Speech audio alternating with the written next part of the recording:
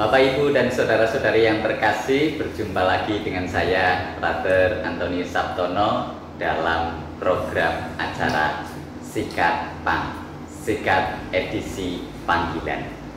Pada kesempatan kali ini, saya akan mewawancarai atau ngobrol bersama dengan Romo yang spesial. Kenapa demikian? Nah, nanti kita akan bertanya-tanya kepadanya sehingga kita tahu keunggulan atau spesialisnya apa sih.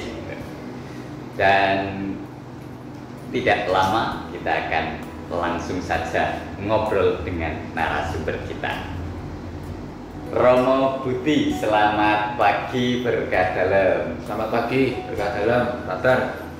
Romo Budi. Nah, Bapak Ibu, ini dia narasumber kita, Romo Budi. Nah, untuk lebih lanjut mengenal tentang Romo Budi siapa, maka kita akan bertanya saja. Romo Budi, silakan memperkenalkan diri. Siapa, dari mana? Oke, terima kasih, Brother. Nama saya lengkapnya itu Antonius Budianto, lalu panggilan saya itu Budi. Saya berasal dari Paroki Santa Maria Bunda Penasihat Baik Wates Kulon Progo. Saya terlahir 32 tahun yang lalu di suatu desa namanya itu Gedung Sari. Lalu saya ditahbiskan menjadi imam itu 3 tahun lebih, berarti 3 tahun lebih 4 bulan ini, tepatnya pada tanggal 24 Januari di tahun 2018 di Paroki Katedral Kristus Raja Purwokerto. Saya pertama kali bertugas sebagai imam itu di Paroki Gembala yang Baik Limpung sebagai vikaris paroki sampai dengan tanggal 1 Juli 2019. Lalu per tanggal 1 Juli saya berpindah ke Wisma Marga Siswa di Jalan Ayani. Lalu tugas saya keseharian itu membantu Romo Ari mengajar, menemani rekan-rekan mahasiswa. Kurang lebih seperti itu, Brother, gambaran kehidupan saya. Jadi terima kasih Romo Budi yang telah memberikan gambaran kepada kita ya Bapak Ibu. Romo Antonius Budi itu gambaran pengenalannya seperti itu. Nah, Romo Budi, ya, saya mau tanya ke Romo Budi kan sudah ditahbiskan menjadi Romo. Apakah dulu ketika kecil itu Romo Budi mempunyai keinginan pengen jadi Romo, terus akhirnya ya sudah dari kecil pengen jadi Romo, terus jadi Romo, dan akhirnya jadi Romo, atau bagaimana proses perjalanannya? Proses perjalanan saya menjadi imam atau menjadi Romo, yang saya ingat ketika saya kecil itu saya tertarik menjadi imam itu karena melihat sosok imam yang ada di paroki saya. Waktu itu saya baru belajar membaca, berarti itu usia saya itu masih TKB ya, Brother ya. Baca itu TKB dan belum tahu huruf, belum pengen jadi imam waktu itu. Tetapi saya mulai tertarik dengan sosok imam itu pada waktu itu. Lalu Romo itu setiap minggu itu misa di, kalau sekarang di wilayah saya, lalu membawa jip putih yang besar itu, di bagian belakangnya itu ada ban serepnya. Lalu ada tulisannya Saridon. Waktu itu kemudian setelah perayaan Ekaristi atau setelah misa itu kemudian saya membaca tulisan itu. Saya mengeja hurufnya S A R I D O N. Lalu tiba-tiba Romo itu kemudian nebuk punggung saya dari belakang. Le, coba diwocok. Maksudnya nak, coba dibaca itu bunyinya apa? Lalu karena saya baru belajar membaca ya, muncul waktu itu kalimat yang saya ucapkan itu Sadon.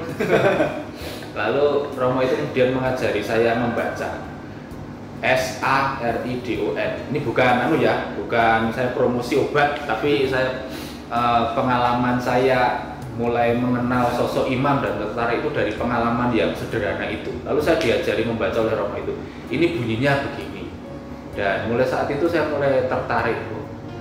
Sosok imam yang baik, yang dekat dengan anak-anak, yang kemudian sangat friendly, dan akhirnya kok kehidupan sangat dekat dengan anak-anak. Setiap kali sekolah minggu itu selalu menengok, dengan anak-anak misdinar juga sangat friendly. Dan setelah itu saya mulai tertarik untuk menjadi imam. Ya, kurang lebih panggilan itu mulai tumbuh itu sejak kelas 2 SD ya, tentu dengan pasang surut ya, ada rasanya ingin menjadi imam, ada kemudian tenggelam lagi dan tidak pengen lagi, dan itu dinamika panggilan yang saya alami. Kalau mau melihat prosesnya dari awal itu seperti apa.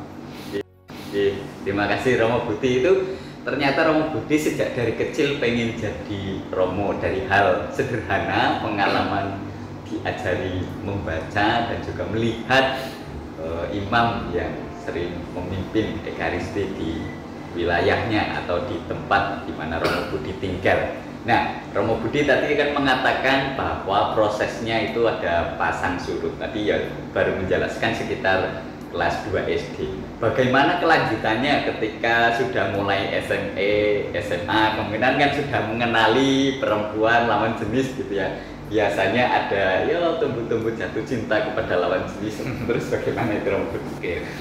Kalau dilihat prosesnya setelah perjalanan itu, saya mengungkapkan kepada kedua orang tua saya, terutama ibu saya. Ibu saya waktu itu setuju-setuju saja. Hanya bapak saya pada waktu itu tidak terlalu setuju kalau saya itu menjadi imam, karena saya anak pertama. Tentu bapak ibu saya itu berharap kalau anak pertama itu nanti punya pekerjaan yang mapan, lalu bisa menjadi harapan keluarga. Nah, itu seperti itu gambaran orang tua saya. Kalau jadi imam itu kok rasa-rasanya kok harus jauh dari orang tua. Lalu kalau mungkin yang dipikirkan bapak ibu saya, nanti kalau mereka sakit itu bagaimana, yang rawat siapa, yang nengok siapa, kalau tugasnya jauh itu gimana. Itu mungkin yang dipikirkan oleh orang tua saya. Pasang surut panggilan yang saya alami setelah SMP, ya, setelah SMP ya, itu kan dulu ada pendaftaran di Seminari Mertoyudan. Lalu saya mengungkapkan kepada orang tua saya waktu itu, aku tak pengen daftar seminari yo. Saya pengen daftar seminari waktu itu setelah kelas 3 SMP itu. Tapi bapak saya itu bilang, nantilah setelah lulus SMA. Jangan-jangan ini hanya keinginan sesaat supaya nanti kamu tidak terlalu lama hidup di seminari. Dan setelah itu kemudian mengalami pasang surut. Setelah saya masuk SMA itu, keinginan saya menjadi imam itu tenggelam. Artinya saya tidak ingin lagi jadi imam. Kenapa? Saya nggak tahu kenapa. Mungkin karena pergaulan di SMA dan juga saya mulai mengenal teman-teman yang lawan jenis. Ternyata Jogo ki wong wedok ayu ya. Di Romo ki pernah dibojo dan sebagainya, urip dhewe dan sebagainya. Dan itu pengalaman yang kemudian saya alami, tetapi menjadi kuat lagi itu ketika saya kelas 3 SMA. Dan mulai saat itu saya kemudian memberanikan diri lagi ngomong dengan kedua orang tua saya untuk masuk seminari. Lalu akhirnya ya waktu itu melalui proses yang tidak mudah ya, karena tentu bapak ibu saya tidak terlalu setuju waktu itu. Tapi ibu saya kemudian mendukung, dan dalam perjalanan waktu setelah saya masuk di seminari, akhirnya kedua orang tua saya itu mengizinkan saya masuk seminari. Nah, ada dua hal yang kemudian saya alami dari ketika saya di seminari itu, pergulatan yang saya alami. Satu, ketika saya itu merasa tidak didukung, itu berat. Saya menjalani panggilan. Beratnya kenapa? Ya, saya merasa bahwa yang membesarkan saya itu orang tua. Lalu orang tua itu tentu punya harapan pada anaknya, pengen jadi apa, pengen menyekolahkan di mana. Tentu setiap orang tua punya harapan seperti itu. Tapi setelah di seminari ada hal yang berbeda. Kalau dulu menolak, nah sekarang itu sangat mendukung sekali. Kalau bisa itu jadi, jangan keluar. Nah itu yang kemudian menjadi berat juga bagi saya, yang saya rasakan menjalani hidup panggilan itu menjadi berat. Didukung banget ya berat, kemudian tidak didukung itu menjalaninya ya sangat berat. Itu yang saya rasakan, dua pergulatan itu.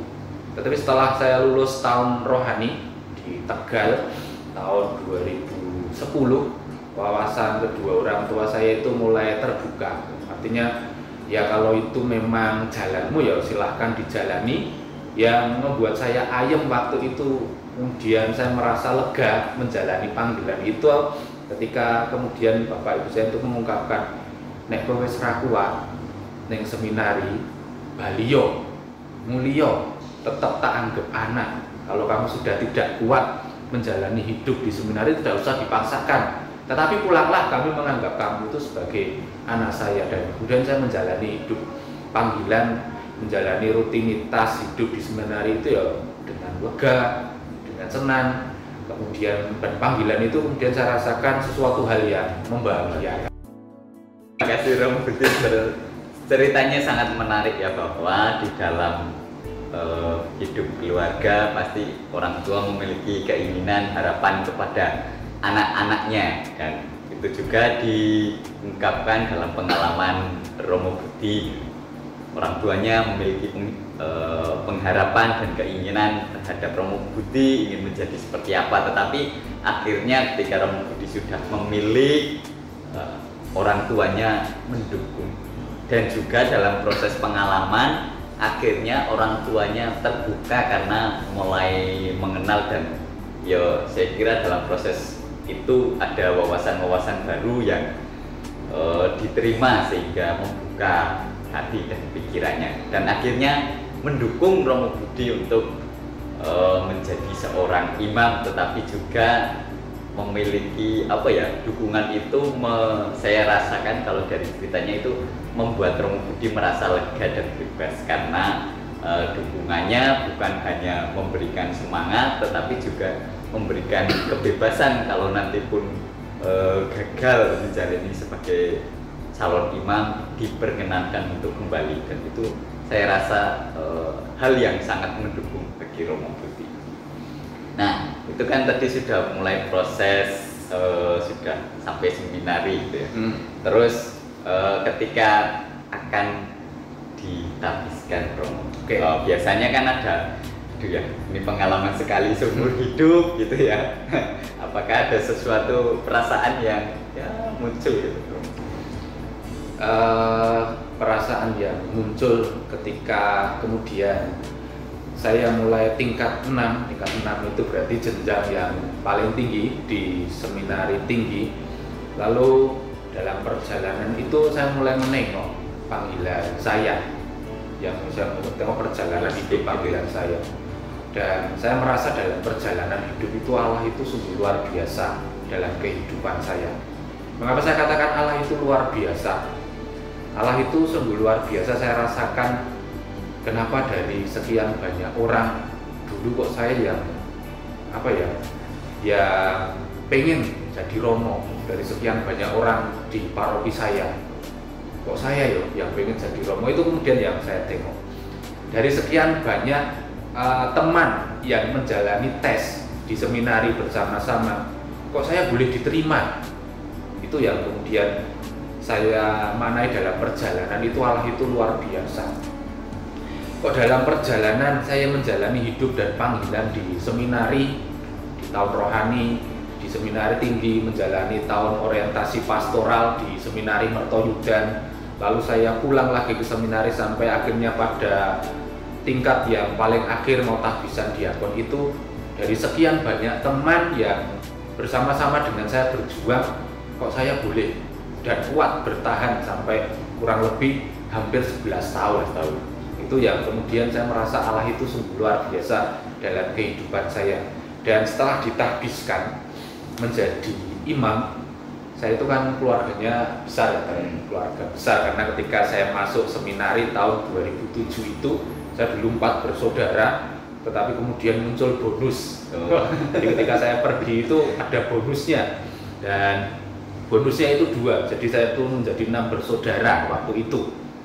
Jadi saya itu 6 bersaudara. Ketika saya ditahbiskan di paroki Limpung, lalu saya ditugaskan di paroki Limpung, di sebuah paroki kecil di bagian utara sebelah timur di keuskupan ini.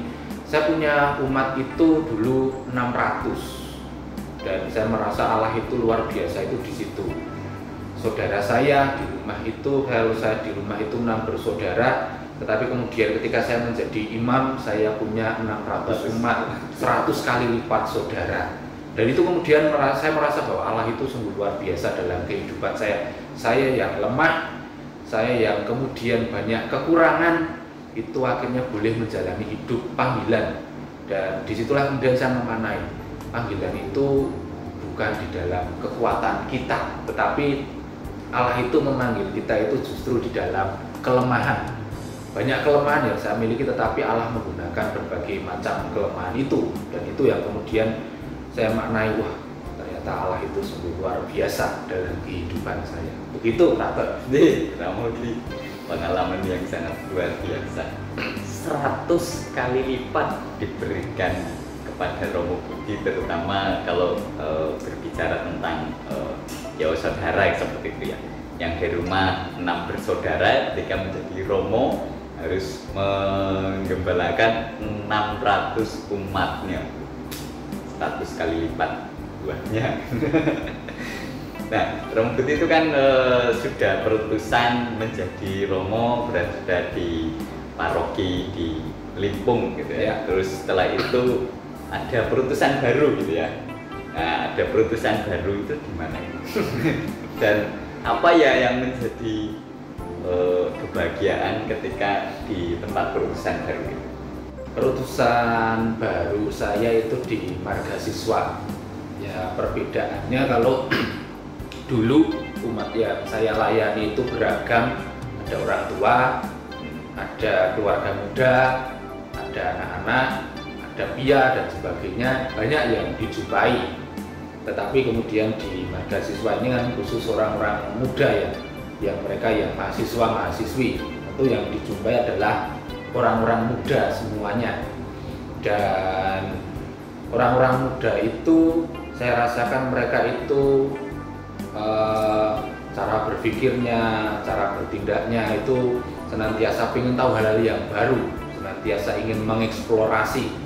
Dan ketika kemudian saya berjumpa dengan mereka itu semakin menambah minat saya untuk banyak membaca atau mencari sumber-sumber, karena mereka itu banyak pertanyaan seputar iman, seputar kehidupan gereja. Kalau ilmu-ilmu yang lain itu sudah mereka dapatkan, tetapi hal-hal tentang gereja, tentang sakramen, tentang doa, tentang bagaimana novena dan sebagainya, itu mereka itu keingintahuannya itu banyak untuk menggali iman itu. Dan perjalanan saya di marga siswa ini, di tempat perutusan yang baru ini, ya sudah berjalan 2 tahun ini, dan saya merasa senang kenapa ada rekan yang baik, ada komunitas yang baik, kemudian hal-hal yang kemudian menjadi perutusan saya itu semuanya terdukung untuk belajar, untuk mengembangkan diri, semuanya itu bisa terdukung dengan baik. Kurang lebih seperti itu, Prata.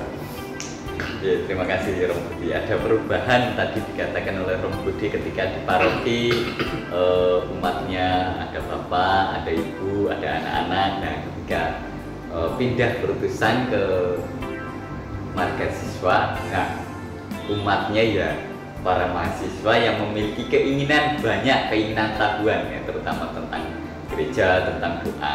Terus membuat Romo Budi untuk menumbuhkan semangat untuk belajar kembali. Nah, Romo Budi, kalau saya melihat Romo Budi kan tadi menjelaskan bukan dari Purwokerto ya, dari Kulon Progo ya. Nah, dari Kulon Progo.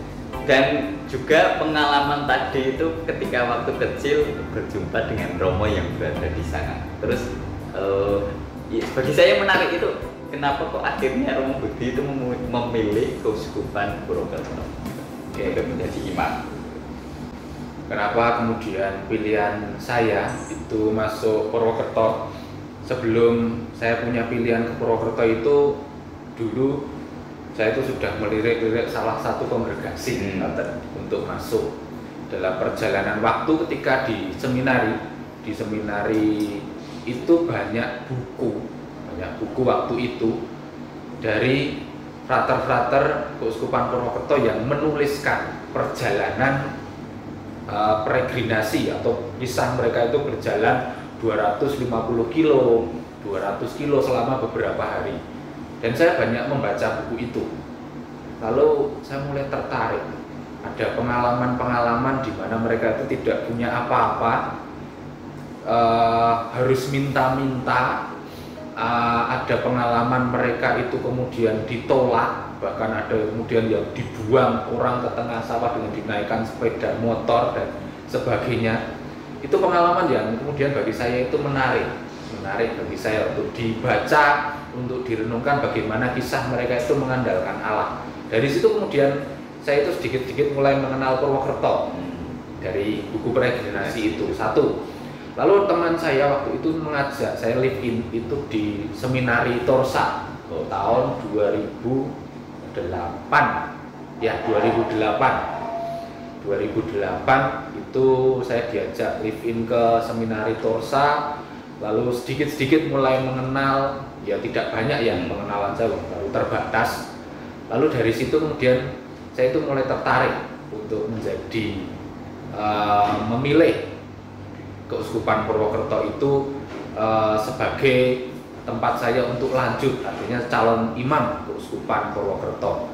Begitu prater kisahnya. Jadi dari buku peregresi itu kemudian yang menarik perhatian saya sehingga saya ingin mengenal lebih jauh calon-calon imamnya itu seperti apa, lalu kondisi keuskupannya itu seperti apa. Ya memang tidak banyak hal yang saya kenal waktu itu, tetapi dari situlah saya mulai tertarik untuk melamar menjadi calon imam di Keuskupan Purwokerto ini. Ya. Nah, Romo Bekti kan tadi mengatakan ada buku namanya Peregrinasi, dan itu ya kayak menantang sekali gitu ya. Bagaimana seorang anak muda gitu ya, terus disuruh pergi jauh, tidak membawa bekal, nah itu disuruh minta-minta. Apakah ketika mengalami itu Romo Budi tidak berpikir, yo nanti saya malu lah kalau pergi jauh terus minta tanpa uang saku gitu? Pernah nggak terpikiran seperti itu? Kalau berpikir seperti itu tidak, tetapi ketika saya menjalani peregresi sendiri, peregresi dengan seorang teman, waktu itu saya diminta berjalan atau kemudian melakukan perjalanan itu dari Purworejo, dari gereja Purworejo itu Santa Maria sampai Tegal. Dan setelah saya menjalaninya sendiri itu ya memang malu mau mengemis itu malu, mau meminta-minta itu ya gengsi sebetulnya. Kenapa kok harus minta-minta ya? Tetapi kalau tidak minta, tidak mengemis, ya lapar, ya tidak bisa makan, tidak bisa meneruskan perjalanan. Dan dari situ kemudian banyak pengalaman yang saya rasakan ketika peregresi itu. Harus tidur di sembarang tempat, mandi selama 6 hari itu 2 kali, lalu makan ya harus minta. Itulah pengalaman yang saya rasakan, pengalaman yang membentuk saya pada waktu itu. Yo, kalau harus malu, ya memang itu harus dijalani.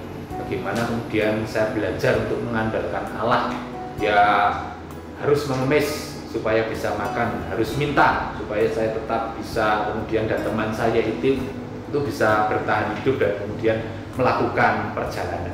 Kurang lebih seperti itu, Brother. Nah, Romo Budi, tadi ada satu yang belum dijawab tentang merasakan cinta ketika masih muda itu bagaimana? Bagaimana Romo Budi itu mengolah itu gitu? Ketika menjalani hidup di seminari, ya maksudnya, atau ketika menjadi imam, ya dua-duanya lah pokoknya. Pengalaman jatuh cinta saya pernah, dijatuhi cinta yo pernah. Kita itu bersyukur pertama-tama bisa jatuh cinta dan dijatuhi cinta, itu yang kemudian harus kita syukuri. Kemudian yang bagi saya dari pengalaman itu yang saya rasakan, kalau Frater itu pernah melihat pohon pisang, pernah, dan kita itu ada bedanya. Apa bedanya, Frater tahu? Pohon pisang itu punya jantung, tetapi tidak punya hati. Nah, tapi kalau kita itu manusia itu punya jantung dan punya hati. Nah, itu yang membedakan. Artinya setiap orang yang punya hati itu pasti bisa mencintai. Nah, kita yang diberi hati oleh Allah itu pasti bisa jatuh cinta. Nah, kalau setiap orang yang tidak bisa menggunakan hatinya itu ibaratnya seperti pohon pisang yang hanya punya jantung tadi. Maka ya itu yang pengalaman yang saya renungkan karena saya pernah ditanya seorang anak ketika menjelang hari Valentine. Itu kemudian 2 hari sebelumnya itu saya ditanya demikian, Romo, 2 hari lagi itu kan hari Valentine. Romo itu kan nggak punya pacar, nggak punya istri, lalu mau berbagi cinta sama siapa Romo? Atau mau ngasih coklat sama siapa? Pasti Romo nggak merayakan Valentine kan dan sebagainya. Lalu saya jawab anak itu ya dengan kata-kata tadi, Dek, saya itu tidak seperti pohon pisang. Tahu bedanya dengan pohon pisang? Pohon pisang itu punya jantung tetapi tidak punya hati. Tapi setiap orang itu punya jantung dan punya hati, pasti bisa mencintai siapapun. Itu pengalaman ya kemudian saya rasakan. Jatuh cinta saya pernah, lalu dijatuhi cinta juga pernah. Nah, 2 pengalaman ya saya rasakan itu ketika saya menjalani hidup sebagai calon imam maupun sebagai imam. Dan ketika jatuh cinta itu hal-hal yang saya rasakan itu dari pengalaman itu kemudian saya berusaha untuk ya bukan lalu munafik ya, karena dari pengalaman saya sebagai seorang manusia. Tentu saya juga senang punya pengalaman jatuh cinta, dan pengalaman jatuh cinta itu yang saya rasakan itu juga menggerakkan, memberi semangat. Setiap orang yang jatuh cinta itu pasti bersemangat dong. Ya bersemangat untuk apalah, untuk berbagai macam hal. Tetapi dari pengalaman itu ya saya ingat kemudian pengalaman hidup saya supaya saya itu tidak semakin menyakiti banyak orang. Nah, itu jatuh cinta itu bisa dengan mudah kepada siapapun. Lalu kalau mau gumbal-gumbal dan lain-lain itu bisa. Tetapi jangan sampai kemudian hal itu menyakiti orang lain. Itu kemudian yang saya refleksikan dari pengalaman saya. Saya sebagai seorang imam, kemudian dari situ saya merefleksikan pilihan hidup saya. Ketika saya itu mau ditahbiskan, sudah mencoba untuk merenung-renungkan dulu nanti bagaimana kalau saya itu jadi imam, hidup sendiri, lalu apakah kuat dan sebagainya. Itu dulu yang saya renungkan. Pengalaman jatuh cinta itu bagi saya adalah pengalaman yang wajar bagi saya. Dan mungkin hari ini saya jatuh cinta dengan A, lalu beberapa tahun lagi saya bisa jatuh cinta dengan B, itu tidak bisa dipungkiri. Pengalaman yang bagi saya manusiawi. Lalu dijatuhi cinta saya juga pernah. Anak SD itu ketika saya dulu mengajar sebagai guru di salah satu SD itu, kemudian saya dikirimi surat. Anaknya itu kelas 3 SD. Lalu di surat itu ditulis buah duku buah kedondong. Kalau frater berani tembak aku dong. Gitu. Itu anak kelas 3 SD ini tadi tembak. Itu pengalaman yang kemudian saya rasakan, ini cah kelas 2 SD ini kendel banget ya. Lalu ada juga ya itu pengalaman ya yang saya rasakan dari pengalaman dijatuh cinta dan macam-macam. Lalu pernah juga saya ditanya oleh seorang teman itu, kenapa toh kamu itu kok akhirnya milih menjadi imam, tidak menikah. Ya bukan sombong ya frater ya, bagaimanapun juga walaupun imam walaupun frater, kita itu tetap ada yang mau. Tetap laku, bukan berarti kita itu tidak laku lalu jadi romo dan tahbisan, itu enggak. Tapi tetap ada yang kemudian pernah suka sama kita, pernah mungkin jatuh cinta, kok kamu itu mau jadi romo dan sebagainya, lalu tidak menikah, hidup sendiri. Lalu ya jawaban saya sambil guyon, saya tidak ingin menyakiti hati siapapun dengan memilih salah satu. Tapi itu jawaban guyon. Tapi kemudian saya ingin menghayati apa yang sudah saya pilih, panggilan hidup yang sudah saya pilih, yang sudah saya perjuangkan bertahun-tahun ini. Hidup saya yang kemudian saya mulai tahun 2007 ketika saya pertama kali menjejakkan kaki di seminari. Saya bergulat, berjuang, tentu menjalani hidup panggilan itu yang saya rasakan juga tidak mudah, tidak seneng-seneng saja ya. Ada perasaan pengalaman bergulat, ada juga saatnya menangis, ada juga saatnya gagal ujian dan sebagainya, ada saatnya harus melek sampai pagi ketika mengerjakan tugas-tugas itu. Dan itu yang kemudian saya coba hayati, membangun kecintaan terhadap panggilan. Kalau kita itu ibaratnya jatuh cinta itu mudah kepada siapapun, jatuh cinta itu mudah, ketemu orang jatuh cinta itu mudah. Tetapi yang tidak mudah itu adalah membangun cinta. Membangun cinta itu yang tidak mudah. apa ya kemudian saya katakan dari jatuh cinta dan membangun cinta. Membangun cinta itu ketika kemudian saya berusaha untuk mencintai panggilan saya. Apa yang sudah saya pilih ini coba saya hidupi. Membangun cinta itu berarti tentu tidak mudah, ada pergulatan, ada pengalaman-pengalaman yang tidak mudah, ada hal-hal yang menyulitkan, ada saatnya berjuang dalam tantangan, tetapi itu proses untuk membangun cinta terhadap panggilan itu ya kemudian saya coba geluti walaupun tidak mudah ya dari waktu ke waktu. Kalau kemudian kita itu jatuh cinta itu ya mudah, tetapi proses untuk membangun cinta itu yang saya rasakan sebagai tidak mudah. Membangun cinta ya terhadap panggilan itu yang kemudian saya refleksikan, terutama ketika saya menjalani 3 tahun imamat ini, itu ya kemudian saya refleksikan bagaimana saya membangun cinta terhadap imamat saya, terhadap jalan hidup yang sudah saya pilih ini. Begitu Frater kurang lebihnya. Berarti di sana ada semacam saya kan awalnya sudah mulai berproses. Jadi apa yang saya pilih ini saya usahakan untuk saya cintai seperti itu. Mencintai panggilan yang telah diusahakan, yang akhirnya kalau saya boleh bahasakan itu mengalahkan yang lain. Tapi mungkin Romo Budi membahasakannya lain. Kalau saya bahasakan seperti itu. Nah, Romo Budi ketika mendampingi, sekarang kan mendampingi kaum muda ya. Mendampingi kaum muda, apakah ya tidak tergoda lagi untuk jatuh cinta? Mendampingi apakah tidak tergoda untuk jatuh cinta? Sejauh ini belum, sejauh ini belum. Artinya yang saya rasakan ketika saya berpindah tempat ke marga siswa ini, selama pendampingan itu saya belum mengalami saya jatuh cinta dengan teman-teman yang saya dampingi. Ya saya jatuh cintanya tentu dengan lawan jenis ya, bukan dengan sesama. Jadi masa saya jatuh cinta dengan partner nanti bahaya itu. Nah itu kemudian sejauh ini saya belum mengalami hal yang demikian. Tapi pengalaman itu saya rasakan ketika dulu saya itu menjalani tahun orientasi pastoral di Seminari Mertoyudan. Nah, ya kan jadi saya topper di Seminari Mertoyudan yang notabene itu laki-laki semua, cowok semua. Tapi saya bisa jatuh cinta dan itu kemudian bukan dengan seminaris ya, bukan, tapi dengan seorang perempuan. Nah, itu.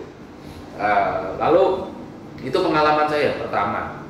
Pengalaman saya kemudian berlanjut itu yaitu pengalaman saya kemudian saya belajar mengolah pengalaman saya jatuh cinta itu kurang lebih 1-2 tahun dulu ditemani oleh pembimbing rohani dan juga sampai ditemani oleh Romo Rektor waktu itu bagaimana mengolah pengalaman jatuh cinta itu yang tidak mudah itu. Dan akhirnya dari pengalaman itu akhirnya saya merasa sekarang merasa bahagia dengan pilihan saya. Kenapa? Ibaratnya seperti itu.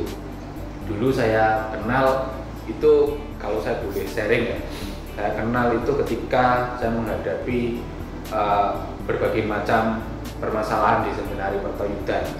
Kan kalau di seminari itu beda ya dengan yang dialami Frater, ada yang menyapa selamat pagi Frater, sudah makan atau belum. Kalau saya di seminari boro-boro, kemudian yang ada Frater saya sakit, kemudian mereka itu angel dan sebagainya. Tetapi kok dari pengalaman-pengalaman saya yang sulit, kok ada ya orang yang perhatian dengan saya. Nah seperti itu kemudian memunculkan perasaan, waduh saya ini ada yang memperhatikan. Dan itu pengalaman ketika saya menjadi calon imam di seminari tinggi, itu adalah pengalaman jatuh cinta saya. Pengalaman jatuh cinta saya, ada yang memperhatikan, ada yang gateke, ada yang say hello dan sebagainya. Dan itu pengalaman yang saya alami. Tetapi itu menjadi titik pijak saya akhirnya. Ketika akhirnya menjadi imam itu banyak yang memperhatikan itu. Jadi kita itu, kalau saya merasa bagi diri saya sendiri ya, saya mengatakan bagi diri saya sendiri, ya tidak usah terlalu baperan lah bagi kita sendiri. Kalau orang-orang itu dekat dengan saya sebagai imam itu ya karena sosok saya yang imam, karena sosok saya yang calon imam, bukan karena pribadi saya punya berbagai macam hal yang kemudian bisa membuat mereka itu excited atau jatuh cinta dan sebagainya. Itu pengalaman yang kemudian saya alami sebagai seorang calon imam dan akhirnya boleh menjadi imam sampai dengan hari ini. Pengalaman menarik ya, ketika jatuh cinta itu memang pengalaman menarik. Tapi disitulah kalau mau menanggapi panggilan Tuhan sebagai imamnya, ada sesuatu yang perlu kita olah supaya kita dalam jatuh cinta itu tidak katakanlah menyakiti orang lain, tetapi justru membangun dan juga membahagiakan kita yang menanggapi panggilan sebagai calon imam ataupun imamnya, seperti itu ya.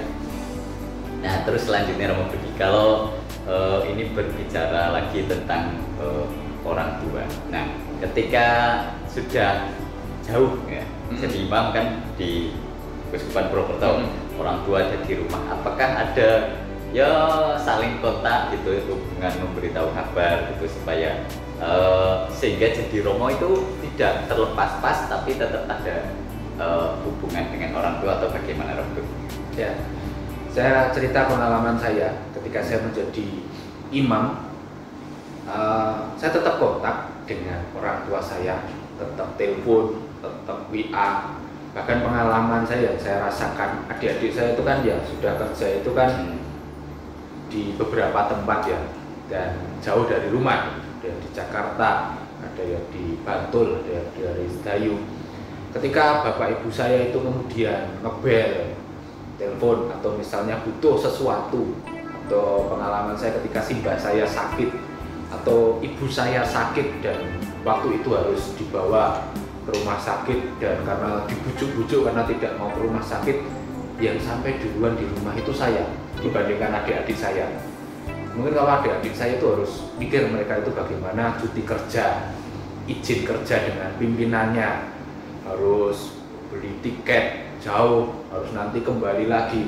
Tetapi saya sebagai imam yang kemudian saya rasakan bukan berarti lalu saya tidak punya pekerjaan yang di paroki pada waktu itu, tapi segalanya itu bisa dikomunikasikan. Dan ketika orang tua saya itu butuh sesuatu atau sakit, saya yang sampai di rumah terlebih dahulu dibandingkan adik-adik saya, dan saya bisa mengantar ibu saya waktu itu kemudian berobat, kemudian akhirnya ke rumah sakit, dan akhirnya pulang, lalu saya akhirnya bisa pulang lagi ke paroki. Ternyata yang sampai duluan itu saya dibandingkan adik-adik saya yang kemudian bekerja, yang ibaratnya mereka itu punya gaji mapan, bisa beli tiket itu ibaratnya murah, lalu bisa pulang ternyata juga sulit mereka karena harus berbagi izin macam-macam itu. Tetapi kemudian dari situ kemudian saya merefleksikan bahwa menjadi imam itu tidak pernah terlepas dari keluarga. Tetap bisa pulang, tetap bisa berkomunikasi, dan saya tetap menganggap mereka itu adalah orang tua saya yang kemudian membesarkan saya. Tidak pernah kemudian saya merasa ketika saya jadi imam harus terlepas dari keluarga, itu tidaklah demikian. Itu yang saya rasakan. Dan ketika saya dulu menjadi imam, ketika ditahbiskan, saya mengatakan kepada kedua orang tua saya, karena kan saya anak pertama ya, tentu soal ekonomi itu kadang menjadi kadang orang tua itu juga mungkin butuh atau apa. Tetapi kemudian saya bilang kepada bapak ibu saya, Pak Bu, saya sudah ditahbiskan jadi imam, kalau ada permasalahan soal ekonomi, saya bilang waktu itu, nek aku di duit, kalau saya punya uang tak wenehi, tetapi ojo njaluk, jangan minta. Bukan berarti minta itu karena saya nggak punya gaji, nggak punya apa yang diharapkan, saya hanya punya uang saku. Saya hanya bilang kalau saya punya uang saya beri, kalau pulang ya saya tinggali kalau saya punya. Tetapi ojo njaluk, jangan minta. Kalau minta ya sama adik-adik saya, bukan berarti saya mau lepas, tapi ya saya ingin mengatakan jadi imam itu tidak punya gaji, tidak punya penghasilan yang kemudian pasti seperti adik-adik saya. Tetapi kalau saya punya, ya saya beri. Waktu itu saya mengatakan seperti itu supaya akhirnya dalam perjalanan saya itu tidak terbebani gitu loh, tidak terbebani. Orang tua saya juga tidak mengharapkan terlalu banyak bahwa saya itu harus memberi dan sebagainya, tetapi menyadari bahwa hidup saya sebagai imam itu ya seperti itu, dan saya menjalani hidup sebagai imam itu kemudian tidak mencari-cari untuk kebutuhan-kebutuhan yang ini itu dan sebagainya, tetapi akhirnya ya saya bisa kayak ibaratnya saya mengatakan ya lepas bebas dalam menjalani seperti itu Pak. Jadi bahwa ketika menjadi imam itu tidak terlepas dari keluarga, tetap ada koneksi atau komunikasi dengan keluarga. Maka ya orang tua ketika memiliki anak pengen jadi romo harusnya tetap masih ada komunikasi seperti itu, tidak perlu diketakutkan putus hubungan seperti itu ya. Nah terus ini romo berkaitan dengan tadi ya. Apakah ada pesan untuk orang tua kalau anaknya pengen jadi romo atau bagi orang muda yang ingin menjadi romo seperti itu? Oke, bagi orang muda dulu ya, teman-teman bantulah kami ini di Keuskupan Purwokerto itu sekarang punya 25 paroki ya, 25 paroki dan mungkin akan bertambah lagi. Lalu tenaga imam diosesan itu kurang lebih sampai hari ini itu kurang lebih, saya tidak tahu datanya pasti, itu 44 kurang lebih 44 imam, dan itu masih kurang. Bantulah kami ini supaya kami yang menjadi imam ini ya tidak artinya tidak keteteran dalam tugas-tugas, tidak, lalu kami itu juga bisa awet urip tidak cepat mati karena banyak pekerjaan, banyak beban dan sebagainya. Tetapi ayolah, mari Anda semua yang punya hati terhadap gereja, bukalah hatimu untuk Tuhan. Tidak rugi kok menjadi imam itu. Artinya dalam hal apapun saya merasa Allah itu luar biasa, akan mencukupkan kita semua di dalam perjalanan hidup panggilan saya yang saya alami. Untuk orang-orang muda, untuk orang-orang tua, Bapak Ibu yang punya anak, kalau mereka itu suatu hari punya keinginan untuk menjadi imam, biarawan, biarawati, suster, buder, jangan digendoli. Jangan digendoli itu jangan dicegah. Kalau nanti ada suatu hari itu saya punya pengalaman ketika saya live in, wah frater, saya senang sekali dengan kehadiran frater-frater. Saya terus berdoa supaya banyak orang jadi imam, kemudian frater-frater itu tetap bertekun dalam panggilan. Oh ya, lalu saya bilang, ya Bu, doakan juga anaknya ya. Oh ya tidak frater. Terus ini doanya untuk siapa? Ya untuk anaknya orang lain. Ya baik, kalau berdoa itu baik, berdoa, tapi ya jangan berdoa hanya untuk anaknya orang lain gitu loh. Tapi kita doakan juga anaknya sendiri supaya suatu hari itu Tuhan itu kemudian memanggilnya untuk menjadi imam, biarawan, biarawati untuk karya gereja yang lebih luas ini. Apakah tidak bahagia nanti kalau Bapak Ibu itu melihat anak-anaknya kemudian menjadi suster, buder, biarawan, biarawati, ditabiskan menjadi imam? Itu apakah tidak suatu kebahagiaan? Itu yang pertama. Yang kedua, jangan takut kalau anaknya itu pinter. Anak saya itu pinter ya, jangan jadi romo lah ya, jadi romo yang lain aja. Nanti kalau jadi romo yang bodoh-bodoh, khotbah iki ra cetha muter-muter, umatnya protes loh. Umatnya itu protes, nih jadi romo yang bodoh-bodoh. Jangan takut kalau anaknya itu ganteng. Wah, anak saya itu ganteng, janganlah kalau jadi romo ya relain aja. Makanya saya jadi romo yang elek-elek, yang jelek-jelek, umatnya ya protes, alah kayak romo kok elek men dan sebagainya, tidak menarik. Makanya mengikuti perayaan Ekaristi pun juga tidak tertarik. Maka persembahkanlah, berikanlah yang terbaik untuk Tuhan. Kita itu menerima yang baik dari Tuhan, Anda juga menerima yang baik dari Tuhan. Maka jangan kemudian menjadi awal pelit untuk melepaskannya juga untuk Tuhan. Itu yang kemudian menjadi kesan dan pesan saya. Begitu kata. Terima kasih.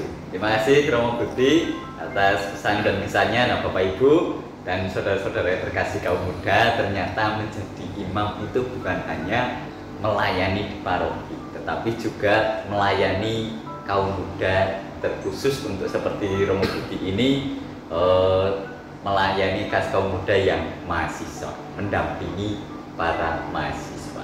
Dan juga dari pengalaman yang diceritakan oleh Romo Budi itu ada banyak pergulakan, tetapi Tuhan memberikan jalan dan menuntun sehingga sampai kepada tujuannya, yakni menanggapi panggilan Tuhan. Terima kasih Romo Budi atas kebersamaan Terima kasih dalam juga, Pak Tar. edisi Sikat Panggilan pada kesempatan kali ini. Semoga pengalaman yang diceritakan oleh Romo Budi ini membuka hati kita, baik kaum muda tetapi juga orang tua. Bapak Ibu, terima kasih atas kebersamaannya dalam Sikat edisi Panggilan pada kesempatan hari ini. Berkah.